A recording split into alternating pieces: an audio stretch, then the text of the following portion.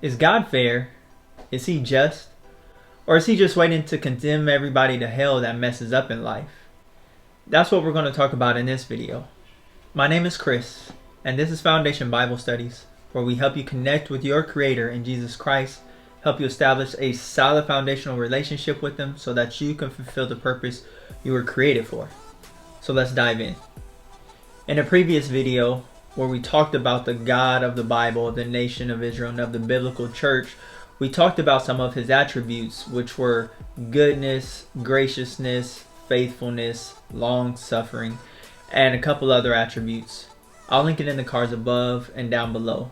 In this video, however, we want to talk about God's justice and his righteousness. But a question I have for you is our society fair? Is our society just? Is our world fair? Is it just? What does it even mean to be fair or just? According to Webster's dictionary, the definition of just is acting or being in conformity with what is morally good and upright / righteous. So can we say our society or our world as a whole is just? Does it always act in the best interest of people? Is it always doing what is morally upright? Is it always in conformity to what is upright? Another good question to ask is, what is the basis of what is morally good and upright? What is it you base your morals on? What is it that you base and measure what is good and upright according to you? What the past has shown us, and even more so in 2020 for those of us here in America and in other countries, is that mankind as a whole, whether in leadership or you're just an everyday person like most of us, is that very few of us, if any of us, are always acting in a way that is morally upright and good.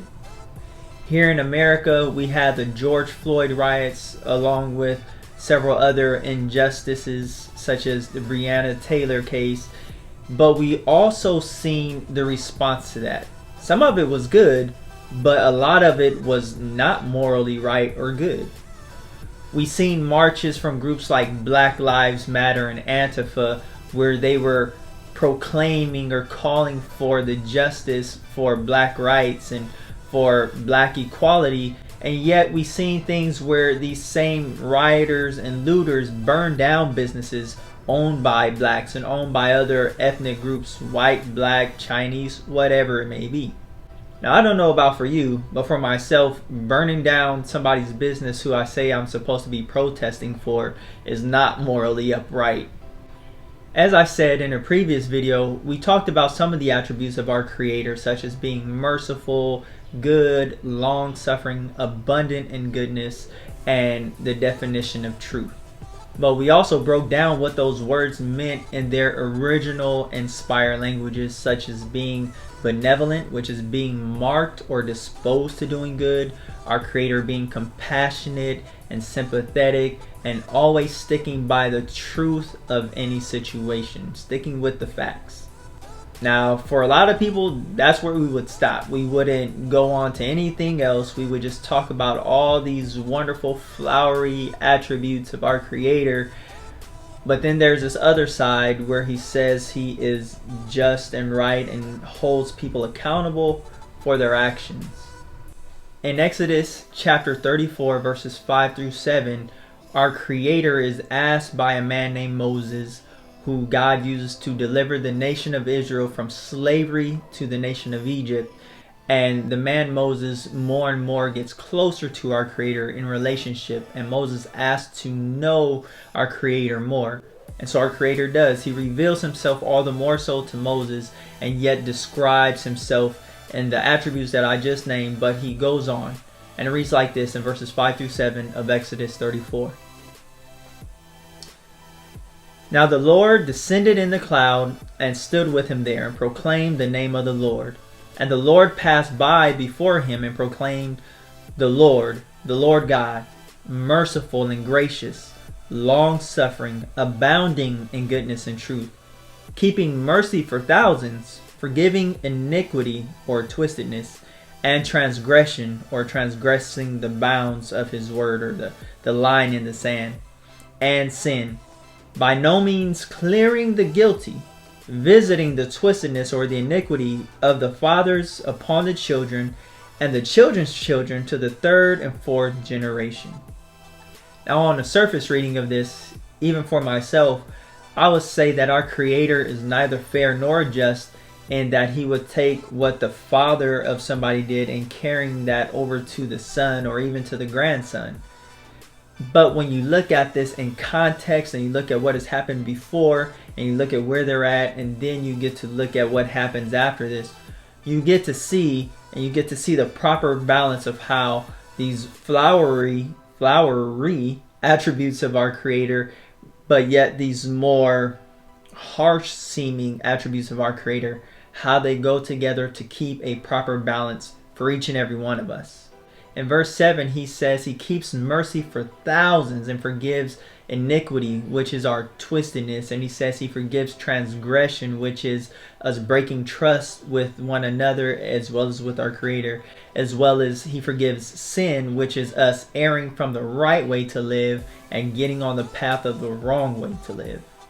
But then he goes on and he says He by no means clears the guilty and visits the iniquity or the twistedness of the fathers to the next generation, to the third and fourth generation, by no means clearing the guilty. How does that equate? Now, if you were like me when I first started reading the Bible, I myself was conflicted and kind of confused because I kept hearing about this God of love, and yet I see our Creator judging others for somebody else's actions. But let's go ahead and try to gain some understanding. Do you have a family member that when they come around, everybody welcomes them with open arms and they look excited, or everybody gets excited to see them because they love their interaction with them, they love how they interact with the family? This kind of goes along with our Creator and those more flowery attributes that we all love. The grace, the favor, the compassion, the sympathy, the benevolence. And of course, those are all great attributes to have, but to have those attributes without anything to correct errant behavior is to be out of balance. Now, how about those of us who have a family member that when we hear that they're coming, we're a bit more walking on eggshells, and we're kind of like, uh-oh, here comes Auntie so-and-so or Uncle so-and-so.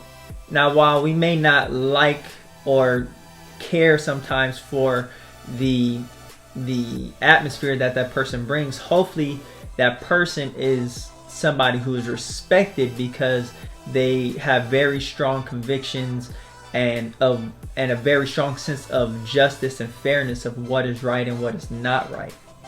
The point of bringing up these two examples is that based on the behavior of these two hypothetical or perhaps real individuals for you and for me, their behavior determines how they are received. In a similar manner, our choices and the choices of those around us, whether good or bad, can have an effect on those around us, as well as can affect our children and even their children, depending on the severity of the choices that we make. Now, if I got a bonus for Christmas and I went and spent it all, but I was still able to pay my bills and things like that, it may not have such a big impact on my family. But now if I go and I take our bill money and I go to the casino in order to try to win more, and I lose it all and I can't pay the bills, now that's going to have a greater impact on me, on my spouse, as well as my children. So we see in principle as well as in hypothetical action how the choices of one individual can affect another generation. Unfortunately, for such an example, somebody who goes to the casino, many times people get hooked on casino. They get hooked on the rush of winning a lot of money, which in turn feeds into the nasty cycle of losing a lot of money. And people lose jobs, they lose houses, they lose families. And it affects, if they had a marriage, it affects their marriage, it affects their relationship with their kids. And it can affect how their kids look at the father or the mother or whoever it is, and it affects how it sets that next generation up for success or for failure. Now, tying this to justice and to God and His justice, any of our choices have the opportunity or have the ability to place us on the right side or the wrong side of the law. In a similar or the same way, our choices either put us on the right side or the wrong side of the relationship with and to our Creator. One person that our Creator used was a man named Ezekiel, and he lived about 600 years before the time of Jesus Christ, which puts it 2,600 years up to this time approximately. And in the 18th chapter of his writing, our Creator, through the prophet Ezekiel, is correcting a metaphor and a bad saying amongst the nation of Israel, which said that our Creator punished each successive generation for the sin of one specific generation, or the error or transgression or twistedness of one specific generation. But our Creator goes on to say through this messenger, Ezekiel, is that this view that God punishes the successive generations for the sin of one, or the error and twistedness of one generation, is the wrong view. What he goes on to say is that if one man is living upright according to our Creator's measurement of what is upright, and he doesn't commit adultery, he doesn't lie, he doesn't have wrong sexual relationships, and he does what is right to those around him, the day he stands before our Creator, he will be able to inherit the kingdom that our Creator is going to establish on this earth, and he will be declared and called righteous or upright. But our Creator through Ezekiel goes on to say that if that same man has a son that looks at his upright father and yet turns to a totally different lifestyle and begins to have improper sexual relationships and begins to commit adultery with married women and gives himself to stealing and to lying and to oppression, that all that father has done is totally on that father's account, and yet all that this son is doing is going to be totally on this son's account.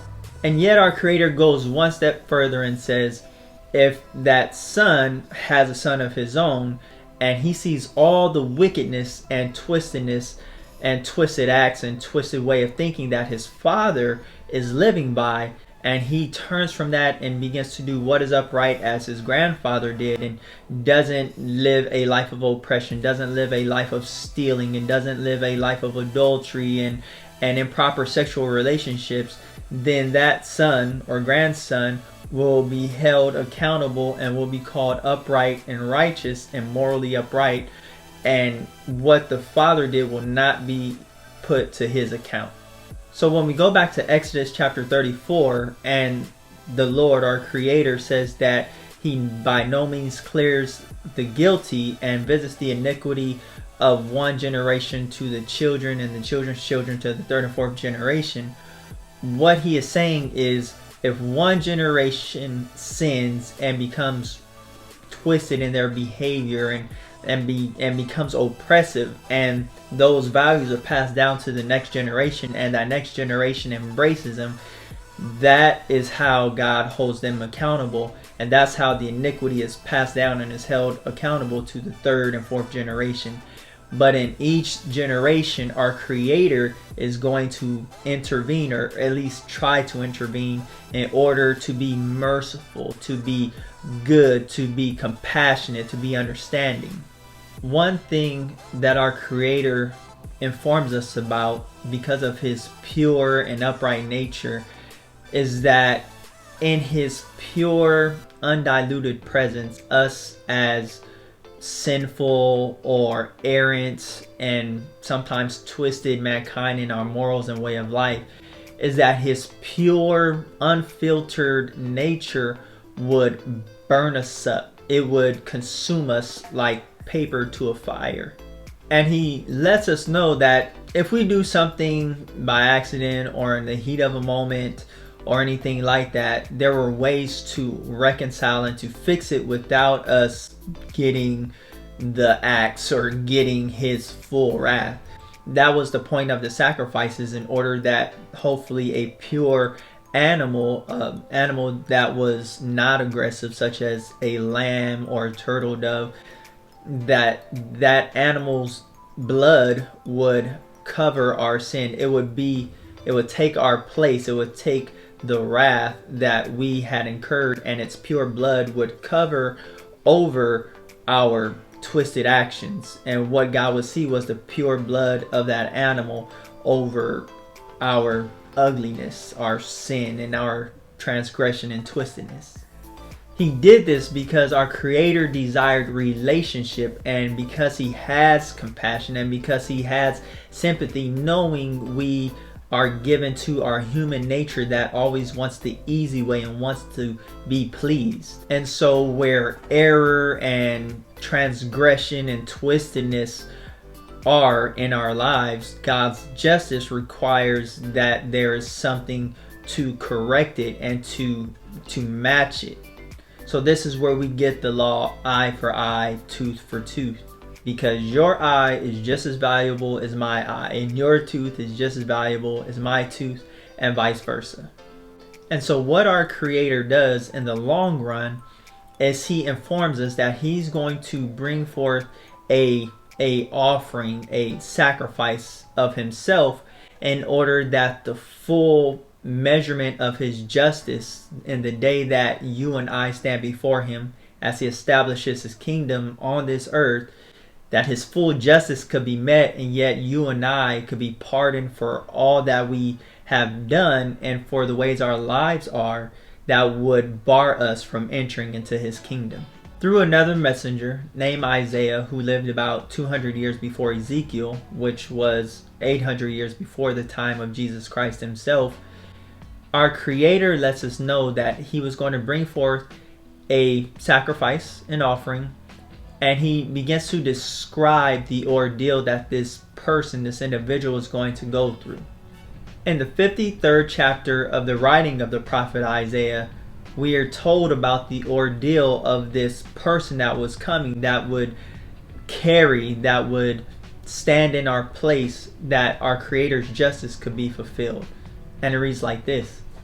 Starting in the 4th verse, it says, "Surely he has borne our griefs and carried our sorrows. We esteemed him stricken, smitten by God, and afflicted. But he was wounded for our transgressions. He was bruised for our iniquities," or twistedness. "The chastisement of our peace was upon him, and by his stripes we are healed. All we like sheep have gone astray.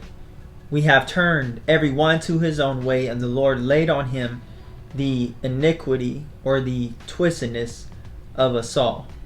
And so our Creator goes on to tell about the ordeal of this person, and Isaiah stands in amazement as our Creator, the Lord, or Yahweh, Jehovah, as he is conveying this to Isaiah. And it is when Jesus Christ shows up on the scene, and when he gets to the point of his trial and his crucifixion, that we can see all these things play out. And Jesus himself says that he does this for the sake of justice, but also for the sake of God's mercy and compassion. Because when he is finally nailed to his cross, which is the place of his sacrifice, he prays a prayer and he says, "Father, forgive them, for they do not understand what they are doing." And when it comes to God's justice, when it comes to God's righteousness, many of us, myself included, for many years, did not know what I was doing when it came in regards to my relationship to our Creator in Jesus Christ. But our Creator reaches out to us, whether through people or through programs or by his supernatural presence himself, and he seeks to get our relationship with and to him right, because not only is he just and upright, but he is also compassionate, he is sympathetic, he does what is in our best interest, at all times, and sometimes that means correcting us for the good of the future.